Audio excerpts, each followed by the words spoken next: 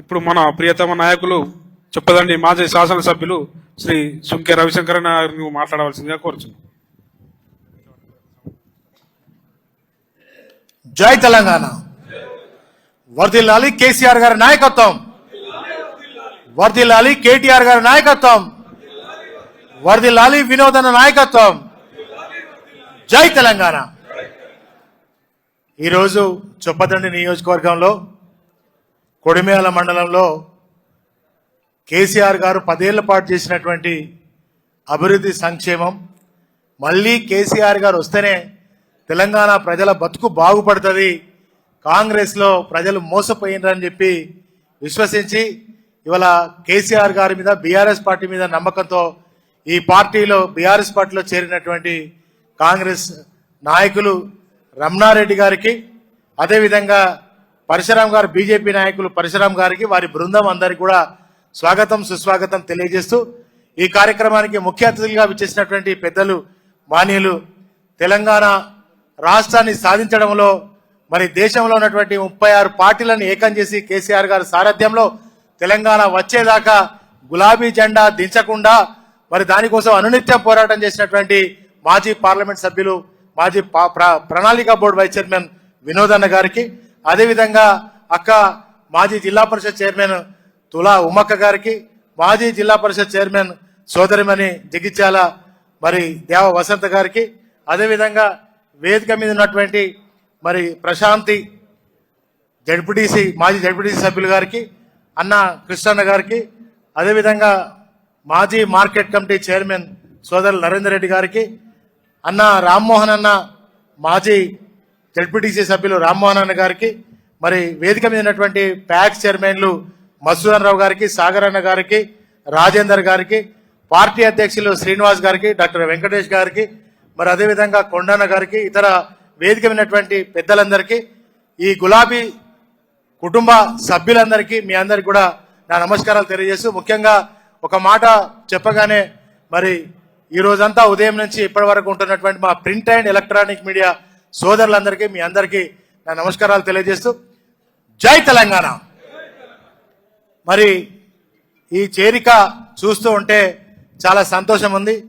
మరి గత ఏడాదిన్నర ముందు మరి రేవంత్ రెడ్డి చెప్పినటువంటి మాయ మాటలు, అబద్ధపు మాటలు, మోసపు మాటలు, ఇయో గిట్లనే వచ్చే నెలలో అయితే 15,000, వచ్చే నెలలో అయితే 2 లక్షలు, ఇప్పుడు ఇస్తే లక్షనే, ఇప్పుడు ఇస్తే 2,000 రూపాయల పెన్షనే, ఒక్క నెల అయితే 4,000 రూపాయల పెన్షన్, మరి ఇప్పుడు ఇస్తే రైతు బంధు 10,000, మరి నెల తర్వాత 15,000, మరి ఇప్పుడు ఇస్తే కళ్యాణ లక్ష్మి 1,00,000 రూపాయలే, మరి నెల తర్వాత 1,00,000తో పాటుగా తులం బంగారం అని ఇలాంటి అనేక మాయ మాటలు చెప్పి అబద్ధపు మాటలు చెప్పి అబద్ధపు మరి హామీలతో అందలం ఎక్కినటువంటి కాంగ్రెస్ పార్టీ ఇలా ప్రభుత్వం రేవంత్ రెడ్డి ఇవాళ వరకు కూడా అబద్ధాలే మాట్లాడుతూ ఉన్నాడు.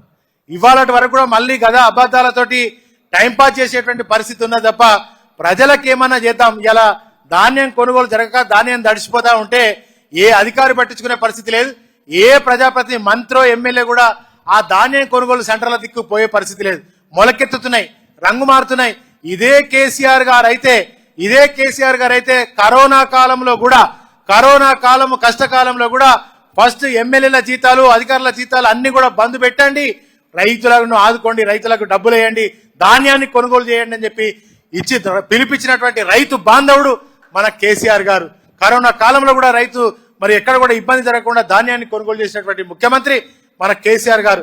ఇదే మరి రేవంత్ రెడ్డి వల్ల ఏ కరోనా లేదు, ఏ కాలం లేదు, ఏగా పైసలు లేవు, మాతో ఏం కాదు అని చేతులు ఎత్తేసి నిన్ననే ఒక మాట, ఇవాళ ఒక మాట, రేపు ఒక మాట, పూటకో మాట మాట్లాడి పబ్బం గడుపుకుంటా కాలయాపన చేసుకుంటా పోతున్నాడు తప్ప మరి ప్రజలకు మరి ఇప్పటి వరకు ఒక్కరికన్నా 4,000 పెన్షన్ ఇచ్చిండా?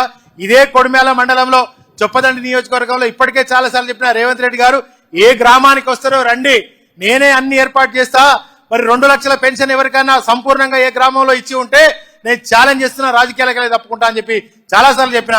రారు, ఎమ్మెల్యే రాడు, రేవంత్ రెడ్డి రాడు, కాంగ్రెస్ వాళ్ళు రారు. కాంగ్రెస్ వాళ్ళు ఇలా ఏ గ్రామానికి పోతే తన్ని తరిమేస్తున్నారు తప్ప ఊళ్ళల్లో పోయే ముఖం కూడా లేనటువంటి పరిస్థితి ఇలా కాంగ్రెస్ వాళ్ళ పరిస్థితి తయారైంది. మరి ధాన్యం కొనుగోలు లేదు, తులం బంగారం లేదు, రైతు బంధు రాదు, మరి బోనస్ బోగస్ అయిపోయింది. ఇలా వాళ్ళు చెప్పినటువంటి ప్రతి మాట కూడా హామీ జరగలేదు. కానీ కేసీఆర్ గారు ఆనాడు సాగు నోట్లకు పోయి తెచ్చిన తెలంగాణ దేశానికి రోల్ మోడల్ చేసిండు. దేశానికి మరి అన్నం పెట్టే స్థాయిలో ఈ తెలంగాణ రాష్ట్రం దేశానికి అన్నం పెట్టే స్థాయిలో ఎదిగింది. భూమికి బరువైనంత పంట పండే విధంగా చెరువులను బాగు చేసి కాళేశ్వరం లాంటి గొప్ప గొప్ప ప్రాజెక్టులు కట్టి మరి ప్రతి చెరువును నింపి మరి బ్రహ్మాండమైనటువంటి ఆ చెరువులో చేపలేసి ముదిరాల జీవితాల్లో వెలుగులు నింపాడు. గోళ్ళ కుర్మలకు గొర్రెల పంపిణీ చేసి వాళ్ళ జీవితాల్లో వెలుగులు నింపాడు. అదే గురుకుల పాఠశాలలు 1000 పైగా గురుకుల పాఠశాలలు పెట్టి అంబేద్కర్ గారి ఆలోచన విధానాన్ని అమలు చేసినటువంటి గొప్ప ముఖ్యమంత్రి కేసీఆర్ గారు మరి అనేక సంస్కరణలు తీసుకొచ్చి ఇలా అంబేద్కర్ గారి విగ్రహాన్ని 125 అడుగుల విగ్రహాన్ని పెట్టినటువంటి చరిత్ర ఈ దేశంలో దళితుల మీద ప్రేమ ఉన్న ముఖ్యమంత్రి ఎవరన్నా ఉన్నారు అంటే అది కేసీఆర్ గారు మాత్రమే. ఇవాళ దేశానికి అన్నం పెట్టే రైతన్న చనిపోతే 5 లక్షలు ఇవ్వాలని ఒక ఆశయాన్ని పెట్టి చనిపోయిన ప్రతి రైతన్నను 5 లక్షలు ఆదుకున్నటువంటి ముఖ్యమంత్రి కేసీఆర్ గారు మరి దేశ చరిత్రలో ఎవరు చేయనటువంటి పనులు చేస్తే మొన్న మాయ మాటలకు మోసం మాటలకు మరి మోసపోయిన ఇవాళ ప్రజలందరూ కూడా మళ్ళీ కేసీఆర్ గారే రావాలి, కేసీఆర్ గారు వస్తేనే మళ్ళీ మా బతుకులు బాగుపడతాయని చెప్పి ప్రజలు భావిస్తా ఉన్నారు. మరొకసారి మనం కేసీఆర్ గారిని ముఖ్యమంత్రి చేయడమే లక్ష్యంగా పనిచేయాలి తప్ప మళ్ళీ ఈ యొక్క మాయ మాటలు మోసం మాటలు జరిగేటువంటి వాళ్ళను నమ్మే పరిస్థితిలో ప్రజలు కూడా లేరని చెప్పి వచ్చే ఏ ఎన్నిక వచ్చినా ఏ సందర్భం వచ్చినా మనమందరం కూడా కలిసికట్టుగా ఉండాలి. మళ్ళీ ప్రజలు ఎట్టి పరిస్థితుల్లో మనకి బీఆర్ఎస్ పార్టీకి కేసీఆర్ గారికి పట్టం కట్టాలని ప్రజలు దృఢ నిశ్చయంతో ఉన్నారు కనుక మనమందరం కూడా ప్రజల్లో మరి భారతీయ జనతా పార్టీ ఆనాడు చెప్పినటువంటి అబద్ధ మాటలు అరే జన్ ధన్ ఖాతా కోలో హమ్ ధన్ ధన్ 15 लाख डालेंगे అన్నాడు. ఒక్కడు కూడా ఇప్పటి వరకు 15 పైసా కూడా వేయలేదు. వాళ్ళు 2 కోట్ల ఉద్యోగాలు ఇస్తున్నారు. ఈ కాంగ్రెస్ వాళ్ళు కూడా ఏమన్నారు, వచ్చే డిసెంబర్ వరకు 2 లక్షల ఉద్యోగాలు ఇస్తున్నారు. ఒక్క ఉద్యోగం కూడా ఇయ్యలేని పరిస్థితులలో ఇవాళ కాంగ్రెస్ ఉన్నది. వాళ్ళు చెప్పేటన్ని బోగస్ మాటలతో పాటుగా ప్రజలను ఇంకా వంచే విధంగా చేస్తున్నారు తప్ప మరి వేరే మాయ మాటలు చెప్పి ఇంకా మోసం చేసే ప్రయత్నమే చేస్తున్నారు తప్ప ప్రజలకు ఒక్కటన్నా హామీ నిలబెడదామనే ప్రయత్నం లేదు.